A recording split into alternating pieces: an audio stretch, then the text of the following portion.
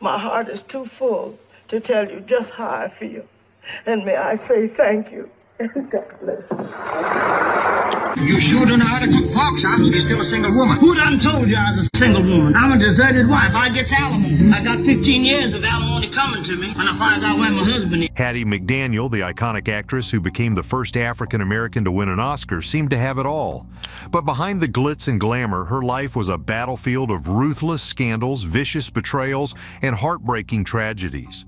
How did Hollywood's most celebrated star fight to survive in a world that was determined to bring her down? Hattie's unbelievable start in life.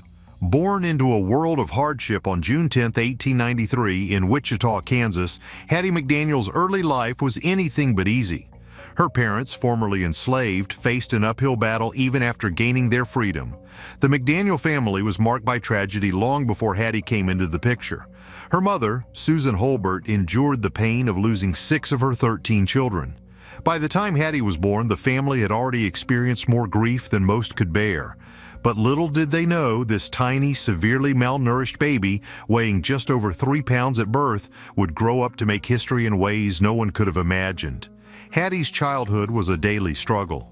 The family lived in extreme poverty, scraping by in a world that didn't offer them much mercy. But even in those dire circumstances, Hattie showed early signs of the talent that would one day make her a Hollywood legend. She had a natural gift for singing and dancing, captivating anyone who watched her perform. Her mother, recognizing her daughter's potential, would sometimes pay Hattie a nickel just to stop performing because even though they were poor, Susan knew talent when she saw it. This little girl, who started entertaining for a few cents, would eventually become the first African-American to win an Academy Award. But before the bright lights of Hollywood, there were darker days. In 1914, Hattie made a bold decision that would set the course of her life. She joined her brother Otis McDaniel's minstrel show, a form of entertainment that was both controversial and, for African Americans at the time, one of the few avenues available to showcase their talents. But Hattie wasn't content to just be a part of the show. Alongside her sister Etta, she launched the McDaniel Sisters Company, an all-female minstrel show that began to carve out a space for black women in entertainment. Hattie's determination was already evident, but the road ahead was far from smooth. Tragedy struck in 1916 when her brother Otis died, leaving the troupe without its leader and, more crucially, without financial support. Suddenly, Hattie found herself in dire straits, taking on small, insignificant roles just to make ends meet. The years that followed were marked by setbacks that would have crushed many, but not Hattie.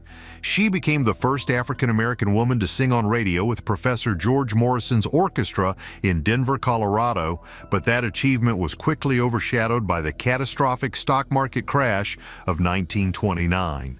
The crash turned Hattie's promising entertainment career to dust almost overnight. Stranded in Milwaukee after the collapse of Florenz Ziegfeld's tour of Showboat, Hattie had no choice but to take up work as a bathroom attendant in a nightclub. Imagine that. Hattie, with her incredible voice and undeniable talent, reduced to scrubbing bathroom stalls just to survive. But fate had more in store for her. One night, when the club needed an extra act, Hattie seized the moment and performed a rendition of St. Louis Blues that brought the house down. The crowd went wild, her co-workers cheered, and just like that, she was back on stage, where she belonged. This marked the beginning of her roller coaster ride to fame, but the journey was far from over. As the Great Depression hit, the club closed, and Hattie, ever resourceful, packed her savings and headed for Hollywood. Yet upon arrival, the only roles she could secure were as sassy maids, a reflection of the limited opportunities for black actresses at the time. Despite the demeaning nature of these roles, Hattie poured herself into the work. She played the character Hi-Hat Hattie on the radio, a sassy maid with a sharp tongue, all while working as a real maid behind the scenes to make ends meet. But how long could she sustain this? Was Hollywood ever going to recognize her true talent? Hattie's story up to this point is one of grit and determination, but what came next would test her in ways she could never have imagined. The struggle and triumph to stardom. Hattie McDaniel's path to fame was anything but a straight line. After arriving in Hollywood with dreams of stardom, she quickly realized that the industry was not as welcoming as she had hoped. The roles available to her were limited, often stereotypical, and hardly ever lead parts. Hollywood in the 1930s was a place where black actors were typecast into the same roles: maids, butlers, and other servile characters. It was a stark reminder that while the bright lights of Tinseltown shined for some, they cast long shadows on others. But Hattie wasn't about to let these challenges stop her. In fact, she found a way to turn these roles into something unforgettable. Her first notable film role came in 1934 when she was cast as a maid in the film Judge Priest, directed by John Ford. Although it was a small part, Hattie's performance caught the eye of critics and audiences alike. She brought a unique flair to the role, infusing it with humor and warmth that made her character stand out in a way that was hard to ignore. Her breakthrough, however, didn't come until she was cast in the film The Little Colonel in 1935, where she starred alongside the beloved Shirley Temple. Playing the role of Mom Beck, a loyal housemaid, Hattie once again stole the scene with her commanding presence. This role was significant because it marked the beginning of Hattie becoming a household name, even if her name was often associated with the very roles that boxed her into a stereotype. But Hattie was shrewd. She understood that these roles, while limiting, could also be her stepping stone to greater opportunities. And so she played them with such distinction that she turned what could have been demeaning into something empowering. Yet this rise wasn't without its struggles. The criticism Hattie faced was intense, particularly from the African American community, who felt that her willingness to take on servant roles reinforced negative stereotypes. Activists argued that she wasn't doing enough to challenge the industry's narrow view of black actors. This backlash wasn't just public, it was personal. Hattie received letters from black leaders urging her to reject these roles to push back against the system. But Hattie's response was as pragmatic as it was poignant. "I'd rather play a maid for $700 a week than be one for $7." That line, delivered with the same sharp wit she brought to her performances, became something of a mantra for Hattie. She was well aware of the complexity of her situation. She was simultaneously breaking barriers while also perpetuating the very stereotypes she wished to transcend. But for Hattie, the choice was clear. She had to work within the system to gain the power and influence needed to change it. Her perseverance paid off when, in 1939, she was cast in the role that would forever change her life, Mammy in Gone with the Wind. This was no ordinary role. It was the most coveted role for a black actress at the time, and the competition was fierce. Among those vying for the part was none other than Elizabeth McDuffie, the personal maid to First Lady Eleanor Roosevelt, who was reportedly championed by the First Lady herself. But Hattie had something that the others didn't: a strategic mind that saw her use every tool at her disposal. Rumor has it that Hattie had powerful allies in her corner. Some say that Clark Gable, who had already secured the role of Rhett Butler, put in a good word for her with producer David O. Selznick. Others claim that Hattie's brother, Sam McDaniel, called in a favor from his friend Bing Crosby, who also spoke to Selznick on her behalf. Whether these rumors are true or not, what is certain is that Hattie's audition was nothing short of legendary. She showed up wearing a real maid's uniform, making a bold statement that she was not only ready for the role, but that she embodied it. Her performance as Mammy was nothing short of transformative. While the character itself was a stereotype, Hattie brought a depth to the role that had never been seen before. She played Mammy not just as a servant, but as a woman of strength, intelligence, and dignity. Her portrayal added layers to the character that went far beyond the script, making Mammy one of the most memorable characters in the film. But with this role came a new wave of challenges that Hattie couldn't have anticipated. The role that changed everything. When Gone with the Wind premiered in Atlanta in 1939, the excitement surrounding the film was palpable. It was one of the biggest movie events in history, and every star involved was expected to be there. But there was a problem. Georgia's segregation laws prohibited black actors from attending the premiere. Despite her groundbreaking role, Hattie McDaniel was not allowed to join her white co-stars at the grand event. David O. Selznick, the film's producer, tried to get an exception for Hattie, but the studio refused to support him. Clark Gable, who had grown close to Hattie during filming, was so outraged by the injustice that he allegedly considered boycotting the premiere in protest. But Hattie, ever the professional, persuaded him to go, not wanting to cause more trouble. Still, her absence at the premiere was a glaring omission, one that didn't go unnoticed by her fans or by the media. The author of the novel, Margaret Mitchell, reportedly sent Hattie a heartfelt telegram expressing her regret that Hattie couldn't be there to witness the film's success. But while Hattie missed out on the premiere, she didn't miss out on the accolades. In 1940, she made history by becoming the first African American to win an Academy Award for Best Supporting Actress. The moment was both triumphant and bittersweet. On one hand, it was a recognition of her immense talent. On the other, it highlighted the pervasive racism of the time. The ceremony was held at the Coconut Grove nightclub in Los Angeles, a venue that had a strict no blacks policy. The only reason Hattie was allowed to attend was because the Academy had made a special request. Even then, she was seated at a segregated table at the back of the room, far away from her Gone with the Wind castmates. When her name was called and she walked up to receive her Oscar, the room was filled with applause, but Hattie must have known that this was only the beginning of her struggles. After the ceremony, her white colleagues went on to an after-party at a club that didn't allow black patrons, leaving Hattie to celebrate alone. Even in this moment of triumph, the harsh realities of segregation were impossible to ignore.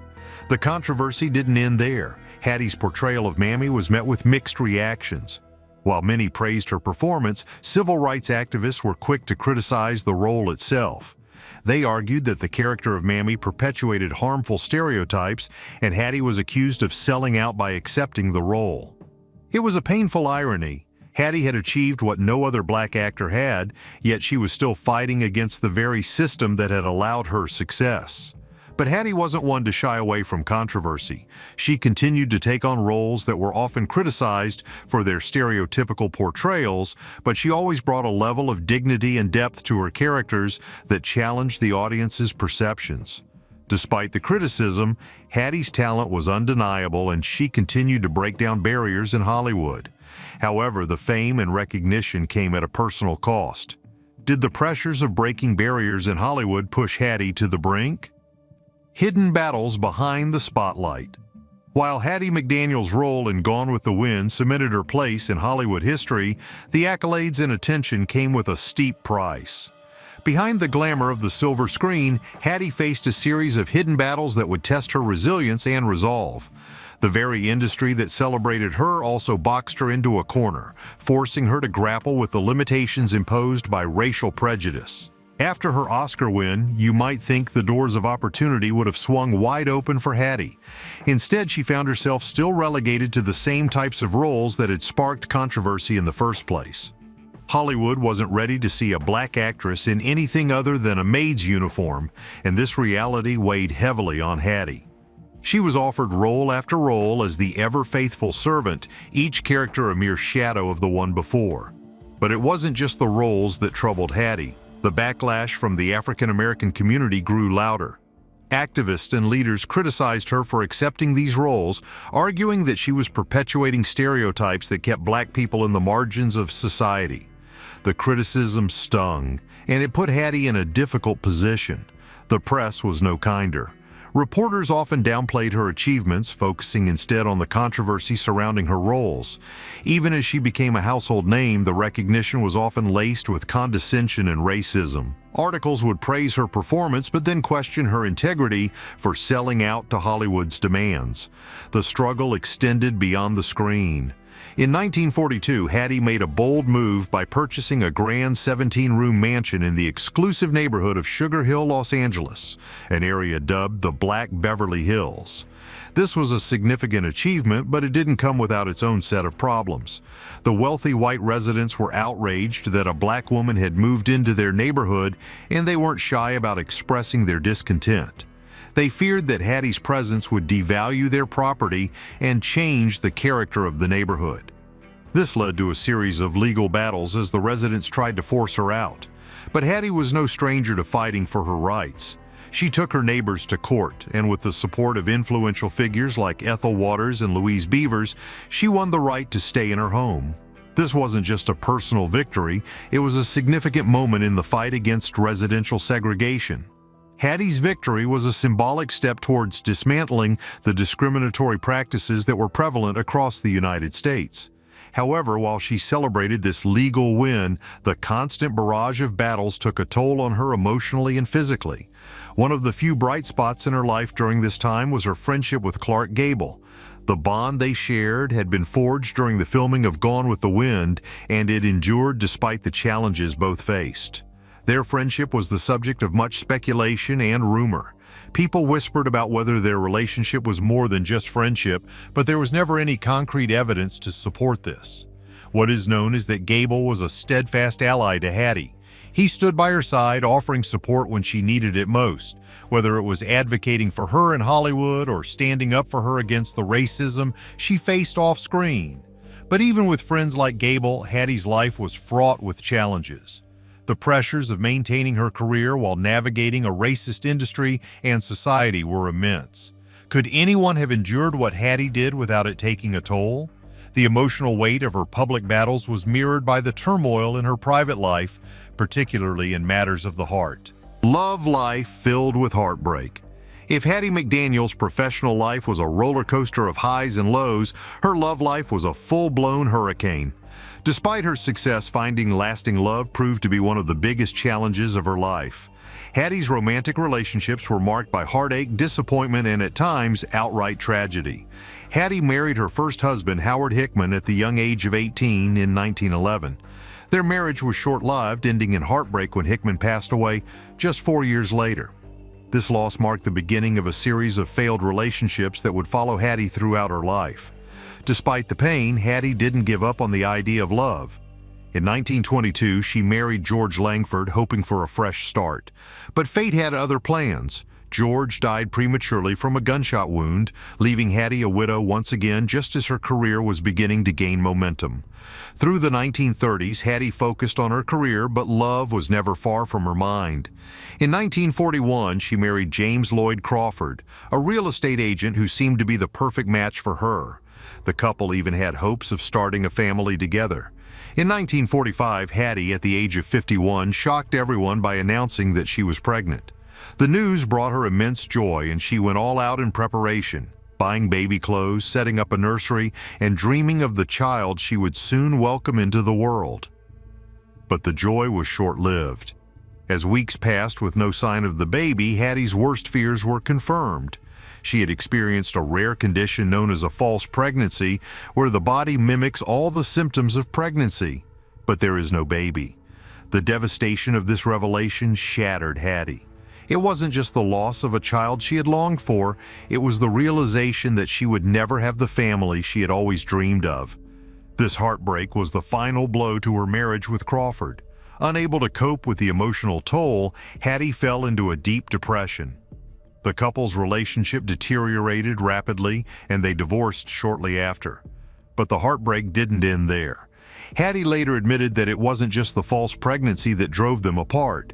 Crawford couldn't handle her success, and the strain of her career on their marriage was too much for him to bear. But even after 3 failed marriages, Hattie's search for love wasn't over. In 1949, she married Larry Williams, an interior designer. At first, it seemed like things might finally work out. Hattie was enjoying success with her radio show Beulah, and she had high hopes for her marriage. But within just 5 months, the marriage fell apart. The breakup was messy and public, with Hattie testifying in court that their time together was filled with constant arguing and fighting. Rumors began to circulate in Hollywood about the physical altercations between them during their heated arguments. The toll on Hattie's mental and physical health was severe. She lost 12 pounds in just 2 weeks from the stress. But the worst was yet to come. Williams didn't just want out of the marriage, he wanted Hattie's money too. He tried to manage her career, insisted on a joint bank account, and even had the audacity to ask her to fund a trip to Europe. Hattie, always quick with a comeback, sarcastically offered him $50 for a bus ticket to Pennsylvania instead. But getting rid of him wasn't easy. Williams was determined to hang on to Hattie, not out of love, but out of greed. Eventually, Hattie had enough. The final straw came when Williams tried to sabotage her career by causing drama with her fellow castmates on Beulah. Hattie was already dealing with enough pressure at work, and in her personal life, she couldn't afford to have someone like Williams dragging her down. The marriage ended in a bitter divorce, leaving Hattie once again alone, this time with the realization that love might never come her way. What do you think was Hattie McDaniel's most shocking battle in Hollywood? Let us know in the comments below. If you found this story as gripping as we did, make sure to hit that like button and subscribe for more deep dives into the untold lives of Hollywood icons. Until next time.